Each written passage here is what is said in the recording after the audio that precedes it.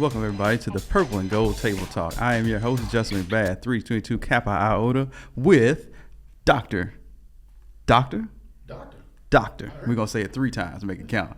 Dr. Gerald Ware and Brian Locke. You got a prefix of any kind? Okay. You gonna get one though? I'm gonna get one. One day. Okay, gotcha. And today we're gonna talk about the importance of protecting your wealth through trusts and inheritance and all those types of things that these two gentlemen are gonna help us understand. So we're gonna jump right into it. So why is generational wealth such a big deal for our communities, and how can a trust help us build and protect it? So I'm gonna start with the young bro right here. So generational wealth is important for a lot of reasons. Not just passing stuff on to your kids or somebody that's left behind, like a wife or a husband or whatever, but kids are more and more going to college nowadays, or even trade schools. You can finance educations, you can start businesses. There's just a lot of things you can do. You might want to retire one day, so you need some capital to live off of, hopefully the interest and not the principal. So there are a lot of reasons why it's important. Okay. What about you, Brian? No, I'd echo all of those, all those reasons that Dr. Ware said.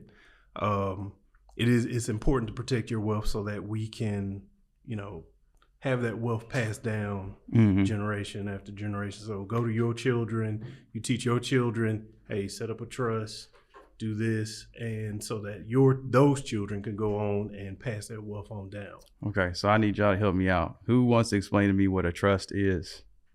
What is that? So I can attempt to explain what a trust is. So, all right, speaking to the mic, brother. So you can it's more than one way to do it. You can hire somebody to manage a trust for you. You can put your retirement fund can go into it. It could be used for, like I said, when you retire, when you're still alive, or it could be set up to where it goes to somebody after you pass. You can pay a consultant to invest it for you.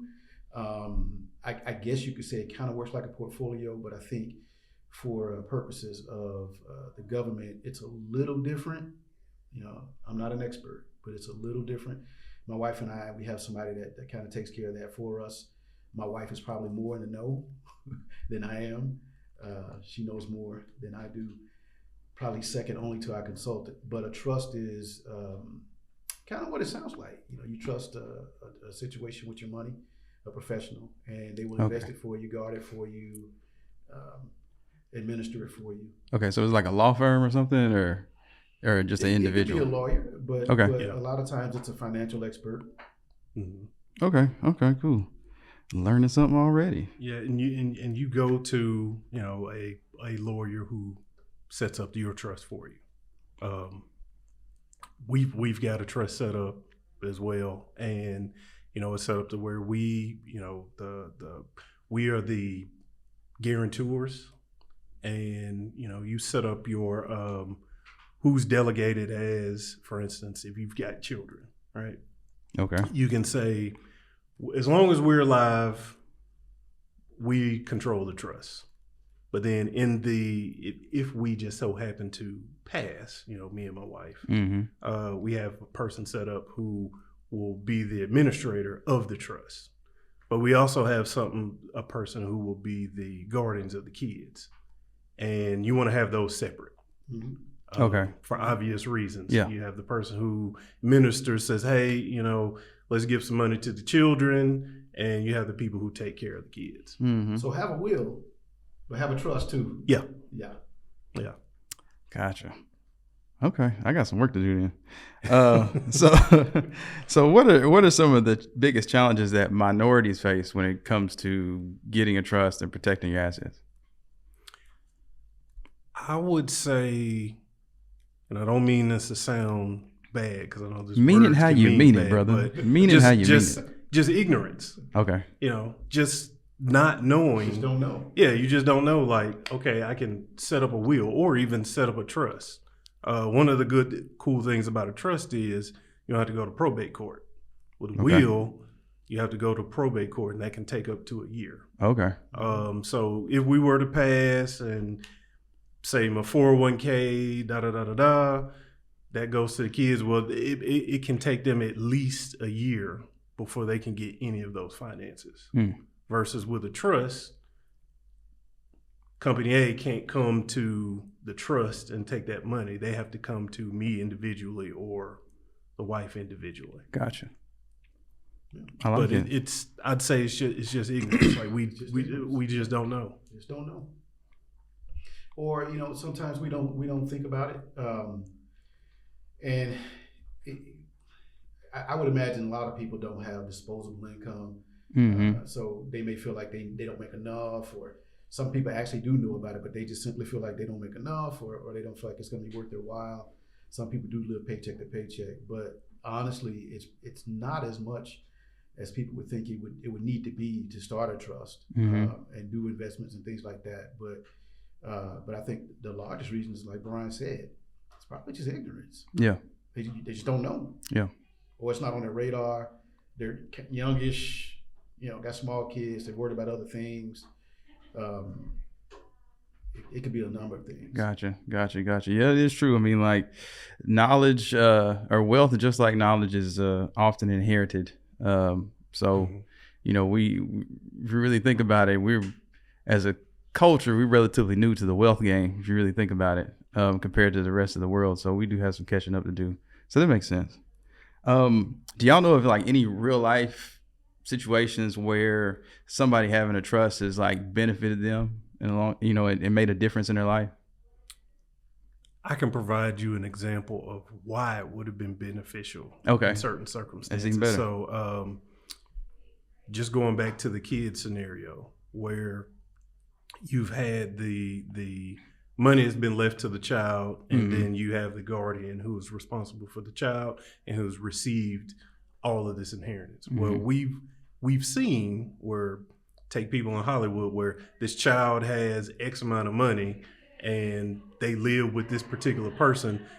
That person can spend that money on whatever they want to. Yeah. And it may not be in the best interest of the child. Right. So it can say, hey, I've got 10 million. What me getting a Ferrari? Right. And I could drive it around for the child, but if you separate that out, then the person who has the authority over the trust can say, no, we're not buying a Ferrari. Hey man, are they fully clothed? Do they have food? Hey, we're saving this money for college. Gotcha. So a trust can protect people in those situations. In really specific ways. Specific ways. So a lot of times it's just, well, I can give you a situation too, a real life situation where somebody, if they'd had a trust, it would have worked out better. They had a will, and they didn't have a lot of money.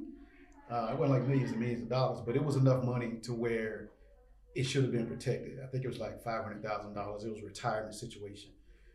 They had a will, but they didn't have a trust. The husband had died like 3 or 4 years before that, and then the wife passed. And it's kind of crazy the way it happened because they weren't really super old, which is, again, even if you think you're young and you don't need a trust, don't think that way, because a lot of people think they need a will, but they don't think about a trust. But anyway, the dad died, and then a few years later, the mom passed away, and they had it worked out to where the kids would go, but they didn't delineate what specifically was going to happen with the money.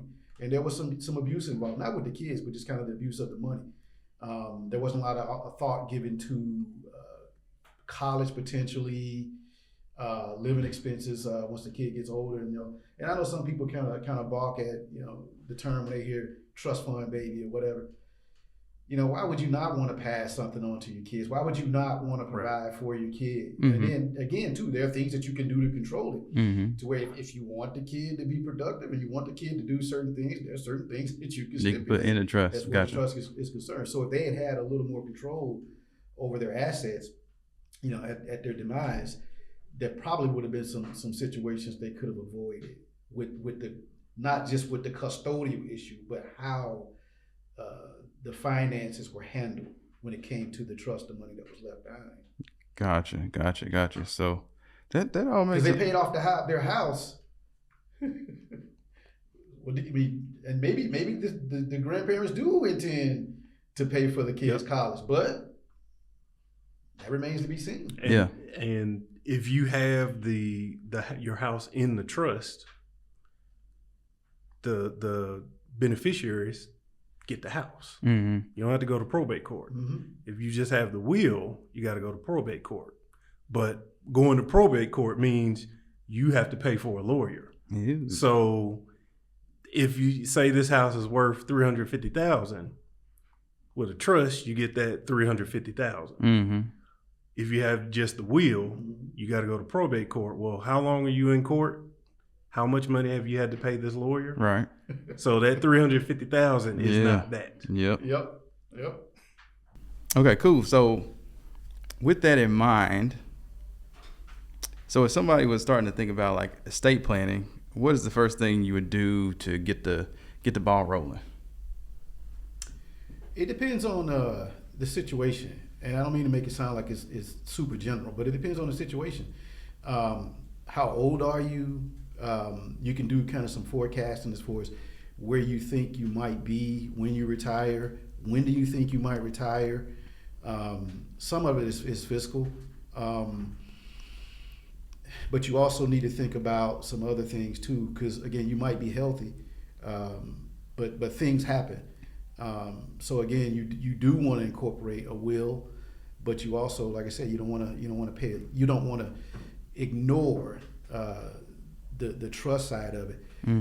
If you're not really, if you really don't know a lot about it, it may behoove you to invest a little bit, to talk to somebody, a consultant about it. Find a consultant. And a lot of consultants will do an initial consult to kind of figure out what do you want to do, what are you thinking. So it's not super expensive, but educate yourself. That's the first thing I would say to do, is educate yourself. Find out what your needs are. Take your lifestyle into account. Again, God forbid if something were to happen, you want your kids to maintain the same quality of life, the same level of life. But ask yourself a lot of questions. If you have a spouse, have those conversations.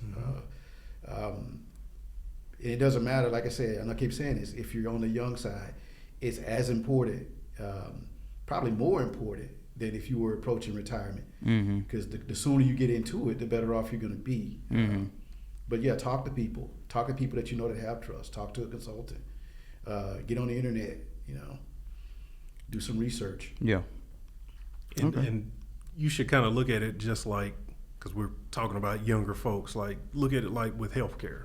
Like a lot of younger folks, when I was 20, like you get your plan, but it's like you don't really pay attention. You might not go get your checkup. No, you need to be a little more serious about it. So just like with healthcare, be mindful, be serious, and in regards to a trust and will, like it doesn't hurt to go talk to a lawyer. Consultations are free. They'll give you an hour, 2 hours. They'll answer all your questions. So it helps to just go talk to somebody and get that information to try to help you make a better decision. Okay. So to go with the theme of today's talk, so how can a trust protect you? Like, how do we get protection from trust? You spell it out. Y'all kind of have gone into it a little bit already, but just kind of like, what is like a good example of that? So, it's a lot. Okay. It's a whole lot. I'm trying to bring all of that back, but when you go in and when you talk with the lawyer, like they go through absolutely everything. They say, okay, for instance, you and your wife, right? So they say, hey, you're going to be the beneficiary. You'll be the trustee for the trust. Me, vice versa, both of us. But then if she dies, what happens? And then they go through a whole list of items of, well, what if?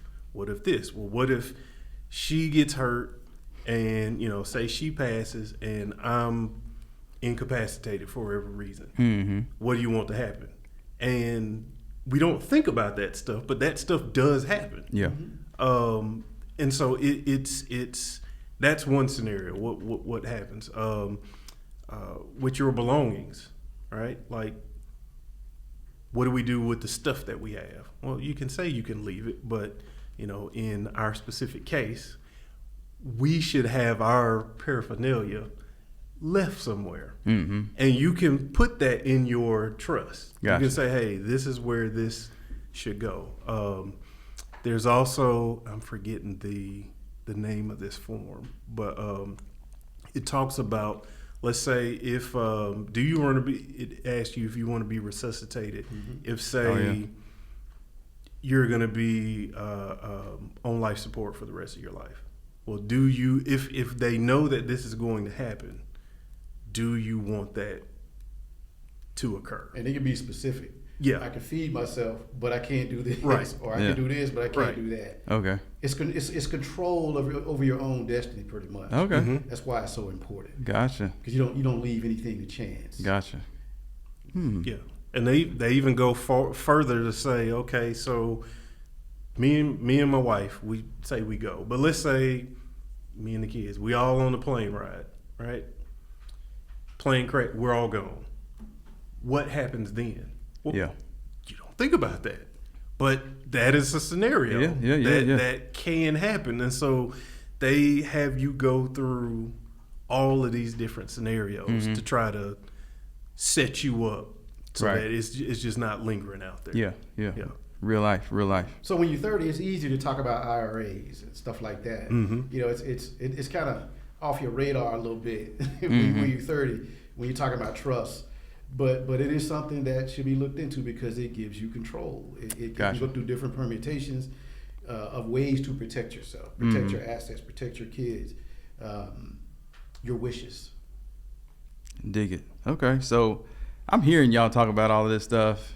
It sounds good and all, but these sound like some for real champagne problems. You know what I mean? Like, so is this for like? It sounds like it's just for wealthy families, but what about people in a lower income range? How does the lower income people need to look into trust as well? Yes. Okay. Because again, like if this house is left, do you really want to go to probate court? And I keep saying that, and paying the money to try to get this house. I mean, or if you have that trust set up, you get it all. And then you can say, hey, you know what? My parents passed. Now you have this house. You have this investment. And you can say, hey, I can keep this as our family house. I can let my son stay here. I can rent this house out. I could sell it. There's a lot of things that you can do, but you're protected with the trust. But without the protection, you're more apt to pay a lot more money. And it costs, but in the long run, that you want to do that. Okay. Yeah. Okay. It's not even just about money or like, super white collar assets. I mean, it could be great grandmama's dress she got married in 1902. And there could be something in the trust that says because you have it now, and you don't want to see it go to the Goodwill, or you don't want to see it come to ruin or anything like that. Yeah. That trust you can actually say in your trust, this is what happens to great grandmother's dress that she got married in 1901. Yeah. My wife had it set up to where her wedding rings, they go to my daughter. So if in the event she passes, she gets the rings. Right. And so you can be as detailed as you want.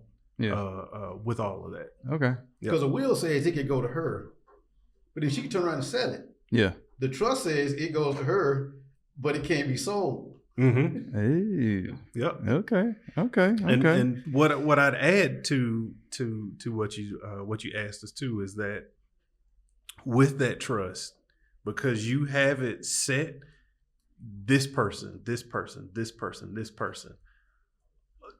it's nothing against Uncle James, Aunt Vera. It's nothing against any of those folks, but it's all set here in the trust. Yeah. So all the folks, like I think we're aware of what happens when people pass. There's a lot of stuff that goes on. No, that's real. It's all set up. That's real. So you don't have to worry. The family doesn't have to worry about that.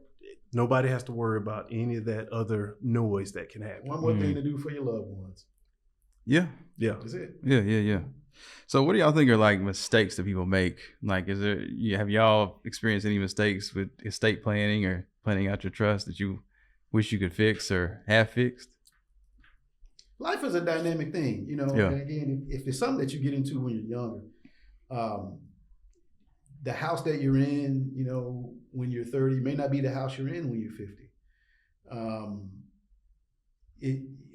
You know that you're going to continue to earn unless something happens. There are going to be situations that that you just honestly you don't foresee.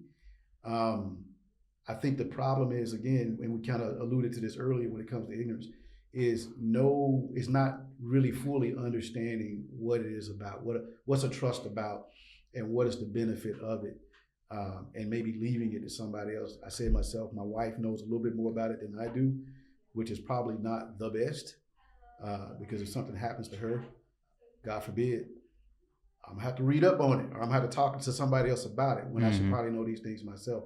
So honestly, it's just ignorance, not knowing what it is, how it works, why you should have it. It's not a white collar, blue collar thing. It's something honestly to protect your loved ones in the event of whatever. Okay. So when it comes to like aging family members or people with disabilities, and how does all of that play in with like government benefits or Medicare, Medicaid, anything like that? Does a trust protect? Does it help in those spaces? Trying to get the right terminology here, because yes, Okay. but it has to be. So if your assets are in the trust, separate from what is in your bank account, then that can be beneficial. Okay. But if, say, for instance, because if you're on Medicaid, there is an income limit. Okay. And so if you're above that income limit, and the income limit is something like, I think it's $2,000, or it might even be lower than that. But Okay. if that income limit is above that, then you don't get those benefits. Right.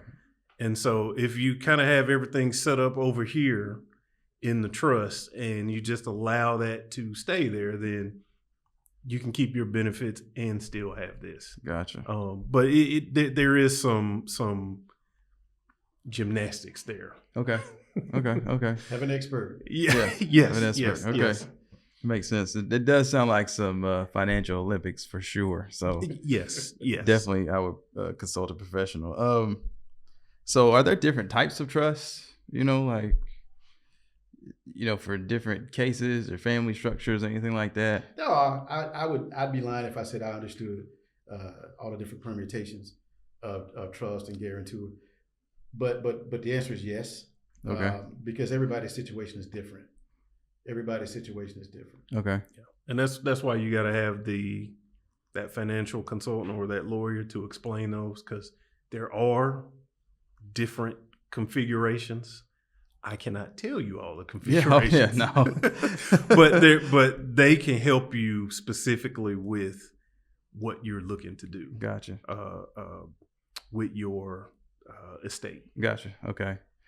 So even like, it sounds like, you basically set the ground rules within the trust, and then all the funds or the assets go to wherever your last wishes are. Gotcha. And you can distribute it up. You can say 50% here, 30% here, everything sold, and that's how you do. I mean, it's lots of different permutations that you can make in there. Yeah. So what if you own a business? Like, how does a business fit into a trust? Like, how does that work? You can have your trust be the beneficiary of the business. Okay. And so in that, I'm trying to remember what that word is, but the let's just say the beneficiary, say I pass, my wife is still here. She now is the beneficiary of, Brian Locke's business. And she can make decisions for that business. Now, there is some other legal legalese in there, because it's not like she can just go in and say, I'm closing you down today. That's, there's some legalese there. But she does become the beneficiary of, hey, this business here, it's now yours. And she can work with the business partners to say, hey, this is what we're going to do, and so forth. Okay. And structure does matter. Yeah. If you're a sole proprietor, it's probably a little easier. Mm-hmm. Corporation is probably the hardest one, Right? Because especially if you got board members you got to deal with and things like that, for profit, nonprofit. So it just depends. Mm-hmm. But again, that's the beauty of a trust. There's a lot of flexibility in it, but it would behoove business owners to have a trust or the trust situated in such a way to where if you do own a business, you want to incorporate that in some way, because again, it's just another layer of protection. Gotcha. Okay. All right. So now that we're kind of wrapping things up, I think we all have seen, and y'all have alluded to it earlier, just the fact that as minorities, we're ignorant to trust and estate planning in a lot of ways as a whole. And so, which often leads to us losing our assets, our generational assets, Right. and generational wealth, which is kind of the intent of building it. You got to hold on to it to build off of Right. it. So how can a trust help us hold on to that? Man, it's kind of a hard story. My great grandfather, my great grandmother, they had a house, and they had 2 lots next to the house that had houses on those lots. So they owned their house, their lot, and the 2 houses and lots next to those. Well, my great grandmother passed, and then 3 years later, my great grandfather passed. Like a lot of people, they didn't have a will, they didn't have a trust, and they just assumed that their kids would quote unquote do the right thing. Well, they didn't. Yeah. All right. So what wound up happening is my grandfather, my great grandfather's son, my grandfather, took over the house and just let it go to pot. I mean, so much so to where he wasn't even mowing the lawn. And eventually, the city took it. Yeah. Had he had some sort of trust, at least a will, but had he had like a trust situation, that could have been taken care of. Yeah. And this sounds somewhat negative, but maybe if you knew your son, if you set your trust up, you can keep the lawn, you can keep the house in order, even if he didn't want to live in it. Right. There are things that could have been done as far as the trust was concerned, to where now that property's not in the family anymore. Right. Yeah. Yeah. There's no lineage with the property. It's just gone. The city took it. So it's kind of a horror story, but yeah, it is. Yeah. And when you look at historically with us, that happens a lot. Yeah. So you have land, granddaddy had land, his son had the land, grandchild gets the land, and it's just, hey, this is my lot, but you don't have a deed, and all of a sudden somebody comes through and says, hey, you owe taxes. Yeah. Well, where's the tax form being sent? If you have a trust, it is sent to the guarantor of the trust. So that person can pay the taxes on that property. But grandson, he's not in no trust. He's not in a will. So how does the city or the county know to send him the tax bill? Yeah. Yeah. And so now that land is gone. Yeah. And that is something that has happened numerous times. Often. Yes. Yeah, often. Yeah, no, I believe it. Yep. Yeah, similar situation with my dad. Granted, we're all still here and everything, but my dad didn't have a clear will, so it was things like that kind of happened. But luckily we're a pretty close knit family, so we didn't have any issues with anything. But still, dealing with the land that my grandmother, when she passed, left us, maintaining that, it ultimately is in the hands of my older brother, which I'm actually going to have this conversation with him. Thanks to y'all, talk about, building a trust and making sure and understanding, kind of where we are all in it. Mm-hmm. So that makes a lot of sense. So with people, and we'll end on this. So with people who are having so much trouble with just maintaining and holding on to generational wealth, with the trust, what are some practical ways, I guess, to just get the process started? Talk to a lawyer. Yeah. Talk to a lawyer and let them guide you. Yeah.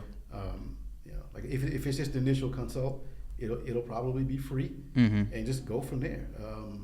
And everybody can't afford lawyer fees, but there's a lot of information online about what does a trust do, why is it important, how to establish it, and a person might actually not have as much difficulty or as much red tape or much effort as one might think just to establish it. Mm-hmm. Just don't be afraid of it. Don't be intimidated by trust. What is that? Yeah. And I promise you, it is not a champagne problem. Okay. It's not. It's not a champagne problem. But just start. Yeah. Start. Yeah. No, it's that consult. So when we got ours started, we had the consult. We asked lots and lots of questions. And it was like, you know what, we do need to do this. Mm-hmm. And so we came back, and even when they sat with us for however long, all the documents had questions on. It's a lot. Mm-hmm. And what does this mean? What is this? And they'll tell you what all of that is. And the people we work with were very helpful mm-hmm. with giving us information and making sure we understood what we were signing, what everything meant. And so, but that initial consult, that's important to get started. Gotcha. Well, it sounds like, so I guess generally, like most things in minority culture, we're often afraid of the things that we don't understand, right? Yep. Mm-hmm. Yep. Yeah. Gotcha. You know what they say about fear, right? The best things in life are on the other side of fear. So I think we can get there together. But anyway, we'll wrap this thing up. I'd like to thank our two guests, Brother Dr. Ware and Brother Locke. We appreciate you. And thank y'all for listening to another Purple and Gold Table Talk.